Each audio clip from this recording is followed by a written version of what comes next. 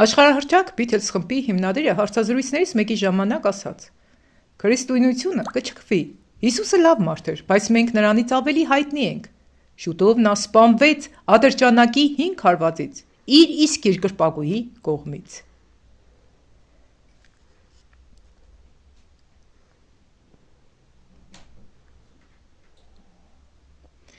Բրազիլիայի նախագահ Տանգրե Տոնելսը նախագահական քարոզարշավի ընթացքում ասաց, որ եթե իր կուսակցությունը 500,000 ձայն ստանա,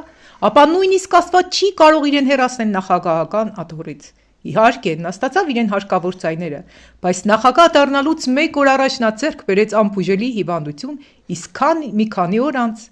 նա մահացավ։ Մերլին Մոնրոյի ելույթից հետո նրան այցելեց Բիլի Գրեյմը, ասաց, որ Աստծո հոգին է իրեն ուղարկել քարոզելու։ Դերասանուհին քարոզչին լսելուց հետո ասաց. «Ես քո Հիսուսի կարիքը չունեմ»։ 1 շաբաթ անց նրա դինքը տան սեփական բնակարանում։ Սա Տիտանիկ նավի կառուցող Թոմաս Սենդրուսն է։ Նավի պատրաստ լինելուց հետո լրագրողը հարցրեց, թե ինչպես կգնահատի նավի հզորությունը։ Նա պատասխանեց. «Այս նավը նույնիսկ Աստված չի կարող խորտակել»։ Բոլորս էլ գիտենք, թե ինչ տեղի ունեցավ այդ նավի հետ։